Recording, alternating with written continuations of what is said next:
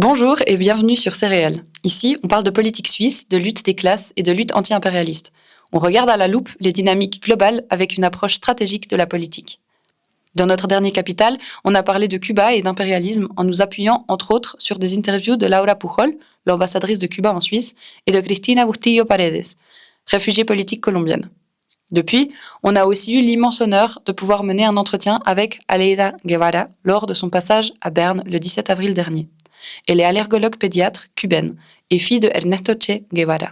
Comme on ne pouvait pas tout intégrer à notre émission, mais que ces interviews étaient hyper enrichissantes pour comprendre ce qui se joue en ce moment et plus largement l'histoire politique en Amérique latine et le rôle de Cuba dans l'histoire récente de la région, on s'est dit que ça aurait du sens de vous partager les 3 entretiens en entier dans une série sur plusieurs semaines. Aujourd'hui, on commence donc avec l'entretien de Laura Pujol, ambassadrice cubaine en Suisse et au Liechtenstein. Bonne vidéo! Genève, ville de paix. Notre État se veut. Je suis Laura Pujol, 27 ans de carrière diplomatique et je suis économiste de profession. Notre travail ici a plusieurs domaines. On est une petite ambassade, seulement avec peu de fonctionnaires, mais on a toutes les tâches des relations économiques, culturelles, académiques, aussi bien sûr politique et tout le travail consulaire. On a une communauté, 5000 Cubains qui habitent ici. Aussi l'ambassade a la responsabilité pour les services consulaires et l'assistance consulaire de nos citoyens. On a une mission permanente à Cuba, une représentation permanente à Genève aussi. Donc nous avons deux représentations pour les organisations internationales à Genève. On est maintenant dans un moment très difficile à Cuba. On est en train de subir les pressions les plus extrêmes du point de vue économique. Pour l'objectif déclaré, c'est d'essayer de faire la vie des gens le plus infernale que possible. De façon que les gens se virent contre le gouvernement. Ça, c'est une stratégie utilisée dans plusieurs autres pays. C'est une façon de punissement castigue collectif pour toute la population.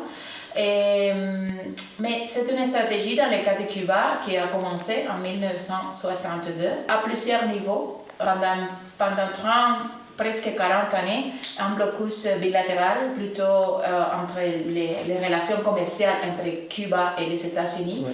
Mais après, les années 90, quand les fins de l'Union soviétique, ils ont élargi le blocus pour le faire d'une façon extraterritoriale. Donc, il y a des lois, et ça fonctionne à partir des lois aux États-Unis. Donc, ce n'est pas une prérogative présidentielle, c'est codifié déjà comme des lois différentes. C'est un système de sanctions, ce n'est pas une loi, ce sont des différents. Et Cuba a toujours essayé nous avons toujours essayé de contourner les sanctions et trouver d'autres partenaires commerciaux.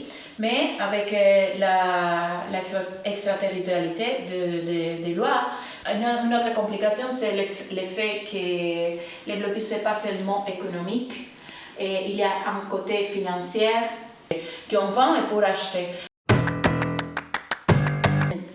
Plus récemment, à partir, je dirais, du premier mandat de Trump, ils ont opté pour une stratégie de pression maximale et ils ont étudié quelles sont les ressources d'entrée financière à Cuba et donc ils se sont appliqués à les fermer. C'est le cas au moment, à la fin de la période Obama, les principales recettes économiques de Cuba, c'était le tourisme, c'était les services, l'exportation des services, notamment la coopération internationale en matière de médecins, les médecins de Cuba qui participent dans des projets, soit de coopération, soit aussi des services rétribués. Et donc, ils ont commencé à faire la guerre à chaque pays qui reçoit la coopération médicale cubaine. Ils ont aussi empêché les personnes de voyager à Cuba, pas empêché directement tous les citoyens nord-américains ont l'interdiction de voyager à Cuba, mais ils essayaient de contourner, passer par notre pays, aller. Toutes ces restrictions se sont renforcées de façon que les gens évitent de voyager à Cuba. Et pour le reste des citoyens du monde, dans les pays où les personnes ont les ESTA, ils sont, pour les personnes qui voyagent à Cuba, il y a encore des démarches consulaires à faire pour aller aux États-Unis. Et ça complique la vie des gens. S'il y a des pays qui sont un peu ressemblables à Cuba, comme je ne sais pas, la Riviera Maya, Mexique, Cancun ou la République dominicaine, et les gens doivent choisir où est-ce qu'ils vont passer les vacances. Bon, ils décident, le moins compliqué. Et c'est comme ça que le tourisme aussi a chuté.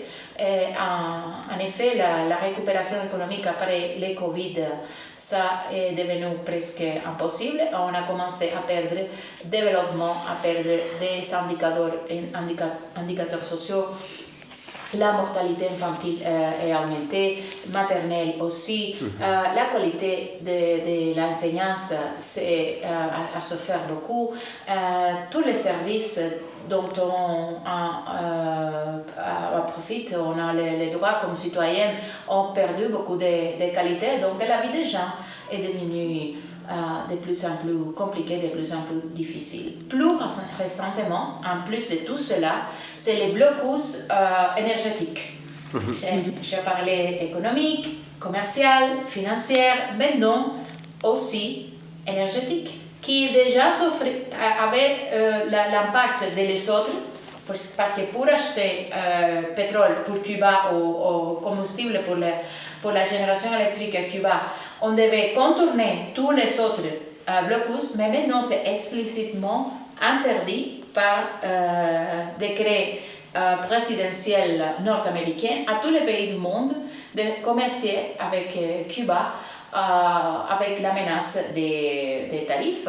Donc, l'année passée, on a vécu le terreur des tarifs qui s'est répandu par tout le monde en train de courir derrière les États-Unis pour essayer de résoudre les problèmes arancelaires. C'est évidemment un problème pratique qui c'est compliqué. Donc, pour les gens, ils doivent choisir si faire des ventes de pétrole à Cuba ou s'ils veulent avoir des taxes très hautes. Et c'est un mécanisme de pression, c'est injuste, ça devrait être rejeté par tous les pays, mais c'est pas évident de le faire parce que chaque pays doit garder aussi les intérêts nationaux, comme si ça n'existait pas. C'est pratiquement impossible maintenant, on est en train de voir que chaque fois qu'on trouve une solution, il y a un nouveau problème qui apparaît. Mais par exemple, on avait prévu les conséquences du deuxième mandat de Trump et on avait commencé les années précédentes à faire des investissements dans l'énergie solaire avec des investissements chinois notamment. Et on a réussi à installer une grande capacité de panneaux solaires pour la génération électrique. Mais surtout, le problème, grâce à cet investissement, on n'est pas complètement fermé. On produit à Cuba approximativement les 40% de pétrole pour faire fonctionner les usines d'électricité. Mais maintenant, on a un 20% en plus avec l'énergie solaire. C'est en plus une chose positive parce que ça entre dans nos stratégies de diversifier les ressources énergétiques, mais fait d'une façon très accélérée et avec beaucoup d'aide aussi de la part chinoise. Ce sont des coopérations, ce n'est pas gratis, c'est un investissement, mais on les reçoit avec des conditions très favorables. De toute façon, les effets se sentent très forts. Parce que dans les transports, il n'y a pas de solution. S'il n'y a pas de pétrole, il n'y a pas de solution qu'acheter très rapidement des véhicules électriques, mais électriques qui fonctionnent avec la recharge des systèmes qui en plus c'est pas disponible à toute heure du jour. Et il y a une situation presque émergentielle avec tous les services. Les hôpitaux ne sont pas en train de faire des opérations chirurgiques et les universités sont en train de travailler comme dans la pandémie à distance, non présentiel, mais encore non présentiel, mais tu dois faire. Tu as besoin de connectivité, tu as besoin d'une électricité, donc les étudiants ressentent beaucoup les effets de ces situations. Encore, le reste des enseignements sont ouverts parce qu'il y a un grand effort de la part des professeurs, de la part des pairs et des étudiants pour... sans électricité, notre éducation était déjà assez modernisée dans le sens de l'utilisation des moyens électroniques, mais on doit raisonner à oublier l'électricité pendant le processus scolaire. Et donc, je pourrais être ici, c'est pour cela que je vous demandais combien de temps vous avez pendant des heures à vous parler des effets de cette mesure, mais il y a aussi une conséquence du point de vue politique. Les gens de chaque jour manquent d'espoir, manquent d'alternatives, manquent d'horizons. Comment est-ce qu'on va pouvoir, en petite île, détruire un empire qui se ferme quand tout le reste du monde nous tourne le dos? C'est ça ce qu'on veut faire apparaître. Mais notre esprit est construit à partir des années et des années de lutte, l'expérience de nos parents, de nos avós, qui sont aussi passés par des situations très dures et très stressantes, notamment la crise des missiles. On a eu déjà une invasion où l'on a vaincu la première invasion impérialiste en Amérique latine dans les années 61. Et il apparaîtrait comme une rhétorique avant, mais maintenant ça devient une réalité pour tout le monde, et particulièrement pour les jeunes qui comprennent très bien que bien si on a des difficultés, il y a des choses à l'intérieur de notre système et de notre gouvernement qui ne marchent pas bien, qu'on doit changer. On doit changer et on doit améliorer, évidemment, comme dans n'importe quel pays du monde, et particulièrement dans un pays qui a tellement de contraintes pour le développement. Mais la priorité est donnée, non, très évidemment, à la défense de la souveraineté nationale et la résistance devant ces situations. Je crois que ça c'est un effet aussi de cette situation de recrudescement des mesures économiques. La guerre est une guerre aussi d'image. C'est une guerre avec les réseaux sociaux. Il y a une pénétration très grande de la population cubaine, des plateformes toxiques avec des messages, des fake news, constamment des fake news qui font apparaître la situation encore pire de ce qui est des messages décourageants pour les gens. Et donc, l'effet, c'est ça, c'est récent dans tous les pays. Mais jusqu'au présent, vraiment, ce qui gagne à l'intérieur, dans l'équilibre politique, c'est la nécessité de passer ce moment terrible qu'on est en train de passer dans la vie quotidienne. Je peux te dire que normalement, en tant que diplomate, on n'utilise jamais la formule de... On les reçoit tout le temps. Les pays qui se relationnent avec nous fréquemment utilisent la formule de relationnement de nous indiquer qu'est-ce qu'ils pensent qu'on doit faire. Et on a beaucoup de patience et beaucoup de tolérance à l'égard de ce type de comportement, mais on ne les utilise pas. Et donc, on l'avoue nombreux pays de l'Amérique latine, notamment ici aussi à la Suisse, on a eu plusieurs manifestations de solidarité. Quand je te dis auparavant que le monde tourne le dos, c'est pas par rapport à Cuba, c'est par rapport à cette agressivité impérialiste en général. C'est pas aux égards de Cuba, on l'a vu toutes les dernières 3 années aux égards des génocides à la Palestine, et on l'a vu avant dans d'autres exemples, mais on l'a vu aussi dans la réaction à le kidnapping du président Maduro avec une invasion du territoire vénézuélien. On le voit maintenant avec la guerre unilatérale ou bi-unilatérale d'Israël et les États-Unis contre l'Iran. Et on voit que dans des autres moments, la communauté internationale aurait une réaction plus énergique, et maintenant il y a comme une anesthésie générale déjà bien implantée dans les gouvernements. De cette destruction rapide de tous les mécanismes de concertation internationale qu'on a connus jusqu'à présent, de tous les consensus, de ce qui sont les valeurs et ce qui sont les principes et les règles qui doivent garantir la paix à niveau international. Et les conséquences de ces avalanches de guerre, c'est pas pour Cuba. Cuba, c'est pas intéressant dans ce contexte. Et Cuba ne serait même au milieu de ce contexte si n'était que pour qu'on ait un symbole. Parce qu'on explique très rapidement ils s'expliquent eux-mêmes l'invasion au Venezuela par prendre les ressources de pétrole pour pouvoir avoir une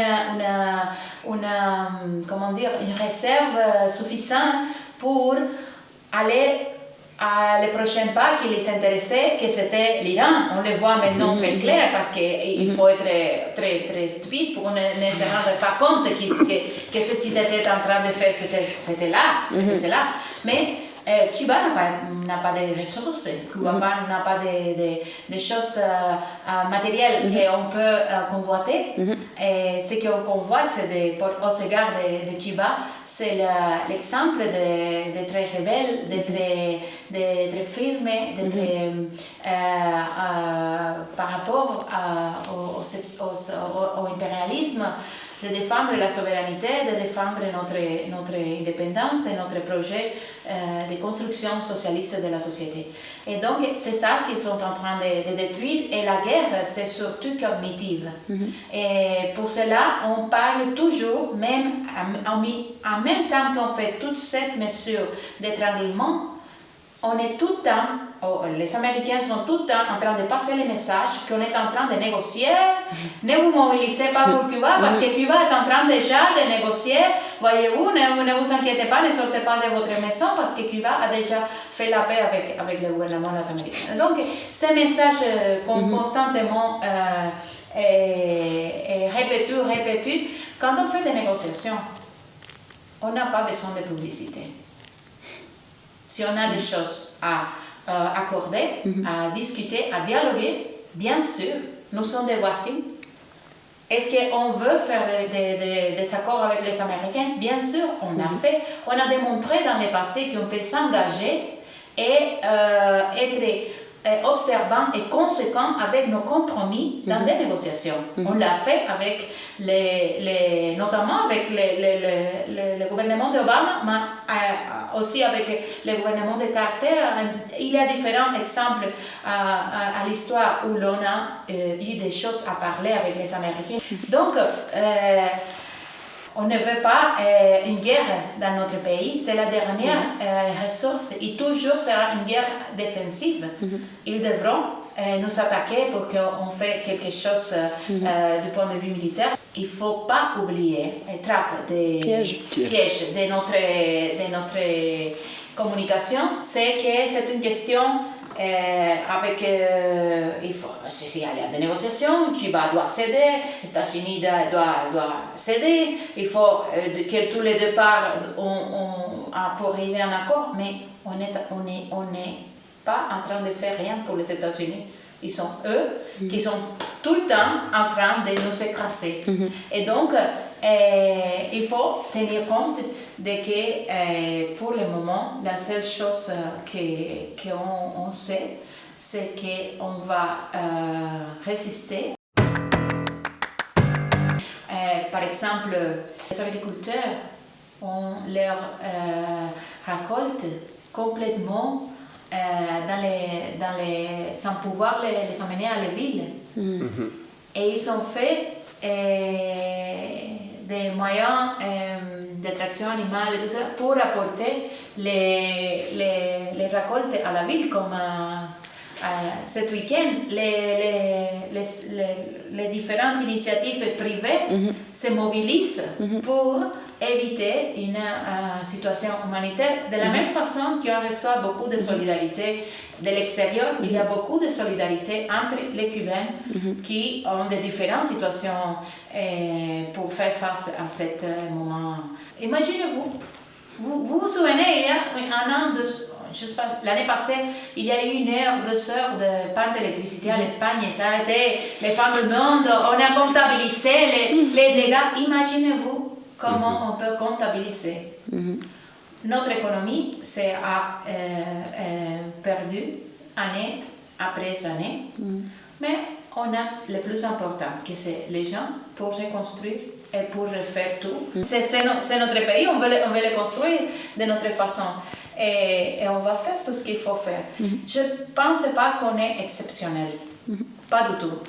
On est soumis à des circonstances exceptionnelles. Ça, c'est vrai.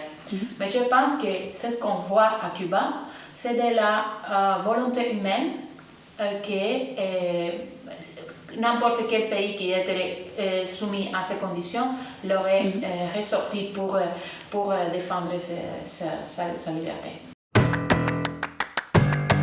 On voit la réalité de la menace très clairement. Et il y a eu auparavant des moments où on a discuté la possibilité d'avoir une invasion des États-Unis à Cuba. Je me souviens quand j'étais à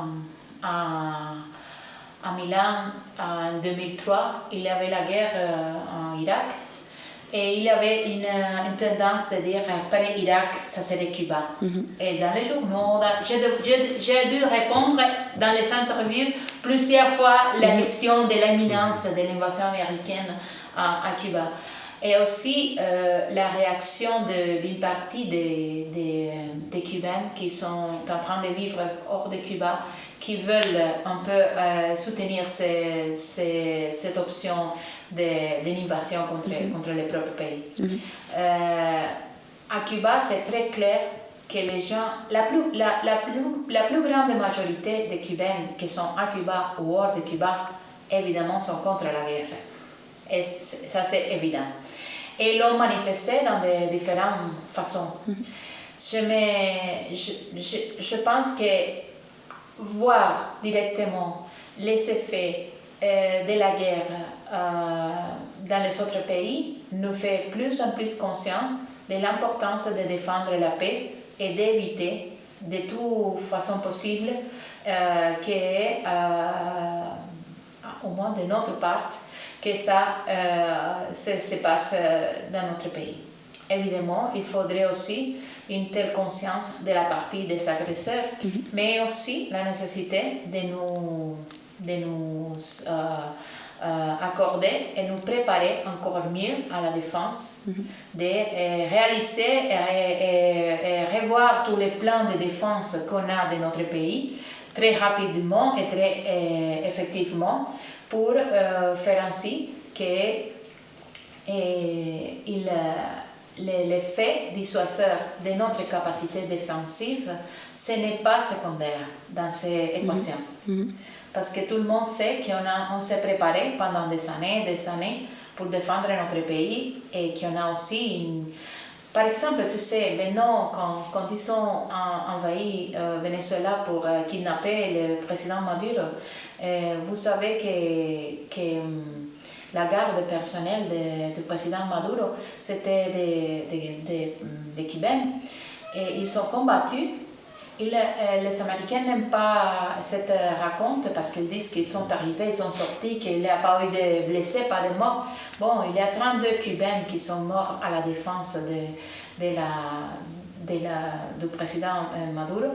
Et ils ont empêché l'opération 5 minutes. Ils l'ont fait devenir plus d'1 heure, même quand ils n'ont pas eu aucun support extérieur, seulement avec les armes réglementaires contre des armements de calibre 50, hélicoptères, une disparité totale de forces, mais ils ont causé des dégâts qui ne sont pas reconnus, seront dans l'histoire peut-être une fois ou pas, mais on sait bien parce qu'il y a quelques-uns qui sont survécus et l'ont raconté, comment est-ce que se sont passées vraiment les choses. Et c'est un petit morceau de comment on entend notre défense et notre disposition pour combattre. Quand on a fait l'indépendance de Cuba, c'est l'indépendance contre l'Espagne dans le siècle XIX, il y avait les Mambises, les Cubains qui défendaient la liberté, qui n'avaient que des machettes. Machettes, c'est ça? Des machettes. Et les Espagnols avaient les plus modernes armes. C'était les contingents plus grands. Ils avaient déjà perdu presque toutes les colonies. Donc l'armée espagnole était plus que tous à Cuba. Et c'était la dernière chose qu'ils voulaient perdre. Donc ils l'ont défendu avec beaucoup de ressources et tout ce qu'il avait. Et il avait des Cubains avec la volonté et des machettes. Et on a obtenu l'indépendance. Bon. À ce moment-là, ça n'était pas complet parce que les Américains ont intervenu et ont volé une partie de notre indépendance qu'on a récupérée en 1959. Encore, avec le support des États-Unis, l'armée du dictateur Fulgencio Batista avait plus de 20 000 hommes, tous les plus modernes armements de l'époque. Et de ce côté, il n'y avait que peu de soldats, mais tout le peuple derrière les soldats. C'est ça notre spécialité, la guerre à guérille. Et c'est ça qu'ils redoutent un peu aussi. C'est notre droit aussi de nous défendre. Bien sûr. Mais on n'aime pas parler de cela, parce que c'est dans notre intérieur, c'est dans notre volonté, mais c'est ce qu'on veut, c'est la paix, et c'est ce qu'on veut, c'est le respect de notre droit, de construire notre pays, faire nos propres erreurs, les rectifier et continuer à marcher pour une société meilleure. Si l'on n'était pas dedans, ces moments historiques, ce serait très intéressant. Ouais. Pas à vivre. J'aime pas du tout le fait que je suis dedans dans ces moments. Parce qu'avec tout ce que je connais d'histoire et tout ce que je connais de la nature humaine, du capitalisme, et ma formation c'est marxiste. Donc ma façon de comprendre le monde, c'est marxiste. Et donc je vois très clair, objectivement, que le moment est parfait, malheureusement, pour une guerre. Toutes les conditions sont là. Et en plus, comme si ce n'était pas que toutes les conditions sont là, les personnes qui devraient être les protagonistes, notre méchant loup, c'est un fou. C'est très compliqué de prévoir, mais ce qu'on voit jusqu'au présent, c'est qu'il n'y a pas, on n'a pas le droit d'avoir confiance à son capacité de discernement. On ne peut pas espérer à son capacité de discernement. On ne peut non plus espérer à la capacité de réaction des institutions internationales. parce qu'ils ont démontré qu'ils ne veulent pas et qu'ils ne peuvent pas faire presque rien en face de ce qui est en train de passer. Mais je suis contre aussi du discours qui disent que c'est fini l'ordre mondial, c'est fini les règles, c'est fini tout cela, parce qu'on est en train déjà de les donner, de les remporter, les gagner à la personne. Et maintenant, on dit que tout se passe parce que Trump c'est imprévisible, etc. Mais demain, Juan disait qu'il n'est plus là. La personne ou le pays continue là et il ne veut pas penser, il va plus penser qu'il a besoin de respecter des règles, qu'il n'y a plus des institutions internationales, qu'il n'y a plus de... Donc, on voit, on est sujet aussi d'enjeux très facile à voir, mais très difficile à combattre, que c'est le jeu d'être toujours présent, d'être cette personne hédoniste qui veut tout le temps qu'on en parle de lui, n'importe si bien ou mal, mais on parle de lui tout le temps, tout le temps, tout le temps. On parle tout le temps des États-Unis et on un peu oublie le reste des acteurs. Je crois que les États-Unis ont évidemment un pouvoir militaire très grand, les meilleurs du monde, c'est indiscutible ça, mais il y a d'autres acteurs qu'on ne peut pas oublier. Et je crois aussi que la stratégie de ces autres acteurs, c'est, ils ne sont pas une unité, mais je les place ensemble pour simplifier mon discours. Et les autres sont en train de laisser tous les dégâts à celle qui est en train de faire le protagoniste. Mais en réalité, il y a des puissances économiques très fortes et aussi des puissances militaires très fortes qui ont la possibilité de faire des pas et de tenir compte des réactions. Pour le moment, le discours de ces autres acteurs, c'est à faveur du multilatéralisme, c'est à faveur des règles, c'est en faveur des institutions internationales. Et le seul dissident, c'est cette grande puissance. On doit voir comment est-ce que ça va se développer. En général, je me souviens je me souviens non parce que je n'étais pas là, je suis très jeune, mais dans les livres d'histoire, on voit le rôle des leaders dans les conflits. Pas seulement si tu représentes un pays qui est puissant ou pas puissant, mais aussi l'habilité que tu as pour résoudre les problèmes, pour faire ainsi que les autres respectent les accords et tout cela. On a les exemples de Nehru, de Churchill et des protagonistes d'autres moments historiques comme Gandhi, qui ont Nasser, qui ont réussi avec apparemment très peu de puissance militaire à obtenir de grands résultats dans les négociations. Donc je pense qu'on doit observer. J'aimerais plus l'observer de loin, mais on est à Cuba, on est dans les premières row, le first row of the spectacle, estamos ahí, et probablement ça va nous toucher très directement.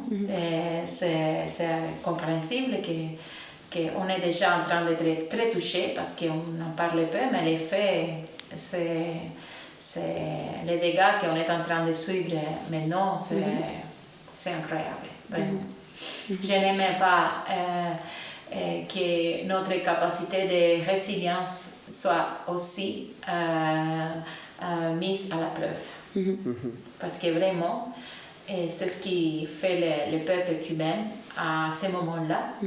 Ma fille habite à Cuba, on parle tout le temps avec un WhatsApp et tout cela.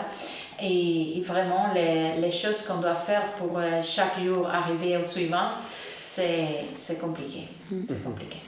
Mais il y a, même dans ces circonstances, une joie de vivre et une ténacité dans notre gens que parfois je ne vois pas ici. Je sais que vous savez l'hiver et tout cela, mais...